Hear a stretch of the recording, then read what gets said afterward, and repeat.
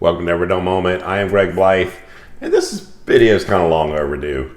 You guys, trends come and go. We hear names constantly, but a name that just doesn't seem to go away is Myojin Naohito. Now, I'm not sure that I pronounced his name right, but I'm glad we're friends on Facebook. And he is just this young guy out of Sakai who went from being a sharpener, like working with everyone, to actually making his own knives. And he's been doing this for a couple of years. I never got around to actually showcasing the knife. It's never actually come out of the box. So we're going to do that for you today. I will go ahead and say that I haven't seen anything he's put his hands on that's been under $300. So if you're looking to get one of his, you're going to spend some money. So today we're going to be showcasing his favorite steel. It is the SG2 steel. This knife, of course, has not been used. But what we love about this is this sharpening and forging is all him. It's simple, it's clean, it's classic.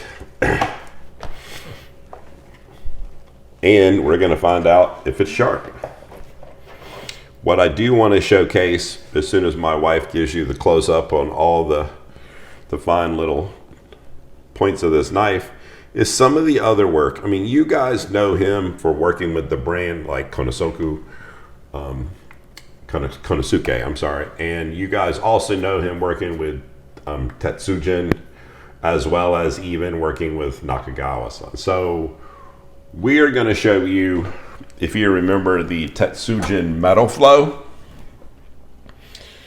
again, working with the brand, being the premier sharpener for them, and then Nakagawa, who's a forger. I mean, a lot of these people they forge the knives, this particular Damascus, but they need someone who has that sharpening touch. If you think about Shibata, he sharpens, he has someone forge for him his brand, but it's nice that we saw the sharpener say, hey, I'm going to take on the forging process as well.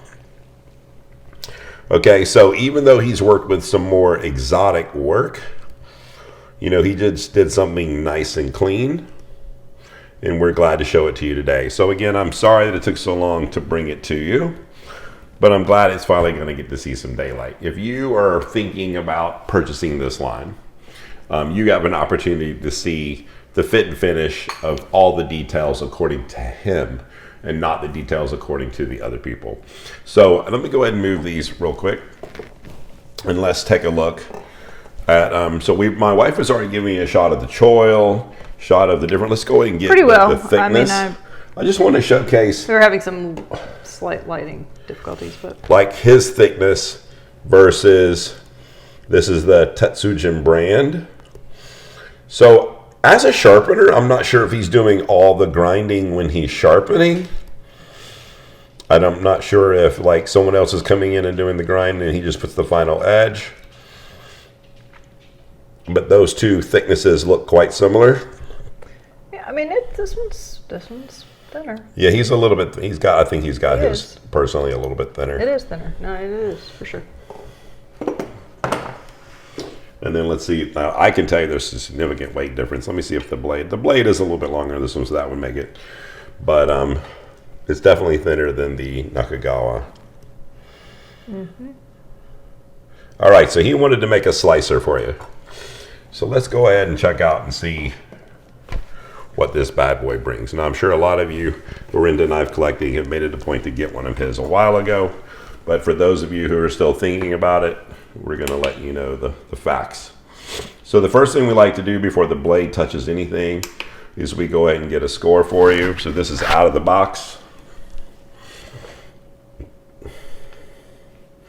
Now for a lot of you, the out of box sharpness doesn't mean much, but this, his favorite steel, SG2 steel, should have held its edge.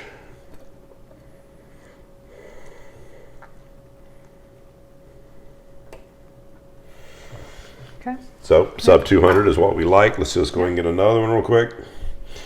I mean, just so you guys know as a point of reference, we have seen 218 be extremely sharp. 200 and below is typically what we say, but I have seen 218 perform well. 50 is a disposable razor blade, so if you don't know, the lower the score, the better.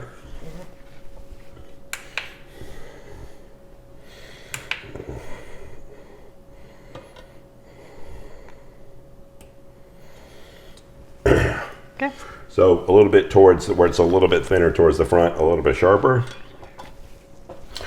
But from a sharpener, like that's what they are known for. That's what we expect. So I went in and did the research to see, I mean, because a lot of times I do see SG2 as his preferred. So on his particular line, you're going to see SG2. And if you don't know what that is a powdered steel, where they take the different elements of the steel and they freeze them with liquid nitrogen. They have them crumbled to a fine powder, press them together and cut out the blade. So you get the benefits of stainless while trying to get the sharpening ability of carbon. But as I looked around at other products, I did see a lot of times he has made cobalt. He has done blue 1 and blue 2. So other than SG2 being his preferred steel, that's what I've seen. I have seen some Damascus. And that was with a Swedish. So he's working with everybody. This guy was out of Sweden. It was Frederick Spear, and it was a beautiful knife. I actually thought it was I'm gonna forget his name. Is really expensive. Hashimoto. I thought it was going to be like Satoshi Hashimoto, and it turns out it was the French guy. But I mean, this guy's all over. Everyone's hiring this guy to do the work. So let's go ahead and hear the sharpness, which is one of the things we love. I mean, it was in, we didn't even know it. Something you don't want to hear her say. Wow, and just wow. Oh, okay. Yeah, my wife is always doing a great thing as my teammate and making sure that I survive. We're going to do the paper towel. Yeah. Now, we have found that sometimes the cleanest apex is not the best on the paper towel. So as sharp as it was, It's not toothy enough for paper towel. maybe not toothy enough for the paper towel. Yep. So, and we're going to be doing a video on that, talking about that specifically. So we're going to do a strawberry test today, bigger than a blueberry, smaller than a tomato. Okay. Oh, okay. Baby, jeez, would you please lay that on the damn cutting Love board you, next honey. time? You do not know how close you were. Do I not know? No, you really don't.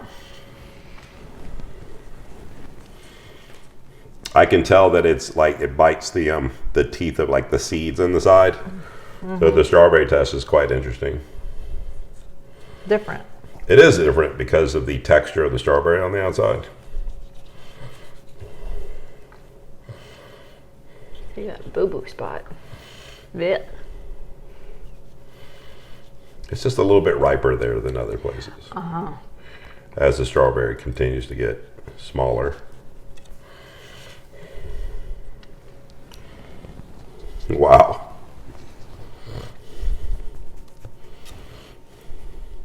You think I'll push it anymore? Well, I know you, and you're gonna do it anyway. So. And it did it.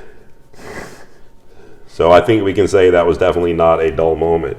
That was My dogs strawberry confetti. My dogs will be the benefactor of the fresh fruit, and you were a benefactor of a great show. I am so happy to be able to showcase this knife with you finally, as it makes its way from the closet to the box drawer. So it's available for us. It will fit. Recently, we had made a little bit of room in the drawer. So, again, beautiful knife, great balance, super thin, performed amazing. Wow. Well, thank you again for joining us Friday nights at 8 o'clock. We like to mix it up with a little sharpening sometimes, unboxing. We look forward to, we got some sharpening stuff coming up, as well as talking about toothy edge and refined edge. And we're actually getting ready to have the announcement of the winner of the raffle. So stay tuned for that. We look forward to announcing that this week. Chances are it's already going to be announced before this video comes out. If not, it'll be momentarily after. Again, thank you for support. At 3.5 years, we're going over 10,000 subscribers. We're looking forward to making 11. Please click the like button. It really does help. Tell a friend. Send the video to somebody. Send it to your mother. Who knows? They need a sharp knife too. We appreciate you always. God bless.